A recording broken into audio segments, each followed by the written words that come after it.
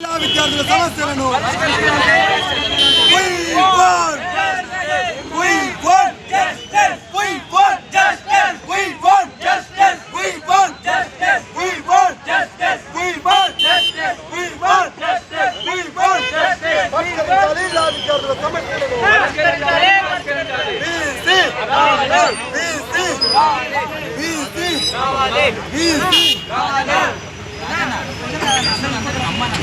విద్యార్థులము 3వ సంవత్సరం చదువుతున్నా. నా పేరు కోడబాగ రాజు.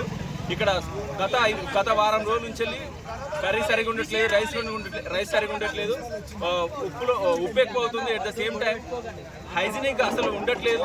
వర్కర్స్ ఎప్పుడు టైంకి రావట్లేదు. కొంతమంది తాగి మరీ వంట చేసి చాలా అభాగ్య పాలు చేస్తూ అసలు సిసలైన భోజనం పెట్టకుండా నాసి రకమైనటువంటి బియ్యాన్ని వాడుతూ ఎంత మాత్రం కొంచెం కూడా మా మీద దయ జాలి లేకుండా అసలు ఎట్లా నడుపుతున్నారో మీకు అర్థం కావట్లేదు. మేము ఎన్నిసార్లు ప్రిన్సిపల్ గారికి, మా డీసీ గారికి మేము ఇన్ఫర్మేషన్ ఇచ్చినప్పటికీ, మేము పిటిషన్స్ ఇచ్చినప్పటికీ కూడా వాళ్ళు ఏమాత్రం పట్టించుకోవడం లేదు. ఇవాళ మధ్యాహ్నం వర్కర్స్ వాళ్ళు రావడం లేదు.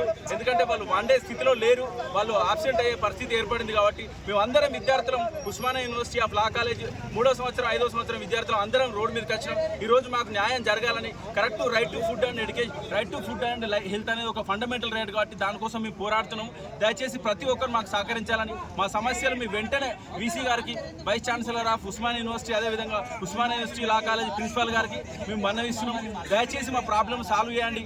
సమస్యలు ఏవైతే హాస్టల్లో ఉన్నాయో, మెస్సులో ఉన్నాయో వాటన్నిటి నుంచి నాసి రకమైనటువంటి బియ్యాన్ని కానీ, నాసి రకమైనటువంటి వంటలు కానీ, కూరగాయలు కానీ వాటన్నిటిని తీసివేసి చక్కటి భోజనాలు అందించాల్సిన బాధ్యత వాళ్ళకు ఉందని మేము 100% నమ్ముతున్నాం. ఇది జరుగుతుందని భావిస్తున్నాం.